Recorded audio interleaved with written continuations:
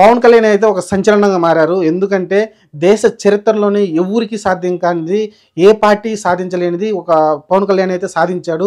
2019లో ఒక్క సీటు తోటి గెలిచిన పవన్ కళ్యాణ్, 2 చోట్ల ఓడిపోయిన పవన్ కళ్యాణ్ ఈరోజు 21 సీట్లు కూటమిలో ఇవ్వడం చూసాం. అలానే 2 ఎంపీ సీట్లు రావడం చూసాం. ఆ 2 ఎంపీ సీట్లతో పాటు 21 సీట్లు ఎమ్మెల్యే సీట్లనైతే ఆయన గెలవబోతున్నాడు. ఆల్రెడీ అన్ని మెజార్టీ హ్యూజ్ మెజార్టీలో ఉన్నాయి. అంటే 21 సీట్లు అయితే ప్యూర్గా గెలవబోతున్నారు. 2 ఎంపీ సీట్లు గెలవబోతున్నాడు.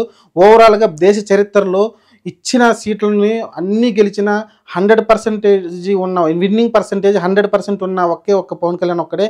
దేశ చరిత్రలో ఎవరు లేరు. మనం చూసుకుంటే ఏ పార్టీని చూసుకున్నా చాలా కూటమిలు వచ్చింది. శివసేన కావచ్చు, పైన జేడీ కావచ్చు, జేడీఎస్ కావచ్చు, ఇలా రకరకాల పార్టీలు ఉన్నాయి. వాళ్ళందరూ పొత్తులో భాగంగా కొన్ని సీట్లు అయితే ఇస్తూ ఉంటారు. మనం చూసాం మన బీఆర్ఎస్ కూడా అంతకుముందు పొత్తులో, టీడీపీలో పొత్తు కావచ్చు, లేకుంటే కాంగ్రెస్లో పొత్తులో కావచ్చు కొన్ని సీట్లు ఓడిపోవడం చూసాం. 100% అయితే గెలవలేదు. కానీ ఇక్కడ పొత్తులో భాగంగా అయితే జనసేనకు వచ్చిన 21 సీట్లు గెలిచాడు. అలానే ఎంపీ సీట్లు ఇచ్చిన 2 సీట్లు గెలిచాడు. కాబట్టి దేశ చరిత్రలో ఇది ఒక సురస్థాయిగా అంటే నిలిచిపోతుంది. అలానే పవన్ కళ్యాణ్ పిఠాపురంలో కూడా 70,360 ఓట్లు మేము మెజార్టీతో గెలవడం చూసాం. హ్యూజ్ మార్జిన్తో గెలవడం చూసాం.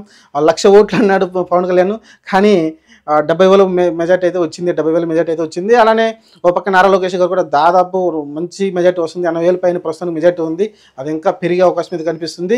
కానీ ఏదైతే పవన్ కళ్యాణ్ జనసేన పార్టీ తన కూటమి ద్వారా వచ్చిన సీట్లు 21 సీట్లు ఎమ్మెల్యేలు, 2 సీట్లు ఎంపీలు ఏదైతే గెలిచాయో పూర్తిగా 100% మార్జిన్తో గెలిచాయో ఇది దేశ చరిత్రలోనే ఒక చిరస్థాయిగా నిలిచిపోద్ది. ఈ పార్టీ అనేది ఎప్పటికీ గుర్తుంటుంది. 100% ఇచ్చిన సీట్లు గెలిచిన పార్టీగా నిలిచిపోతుంది.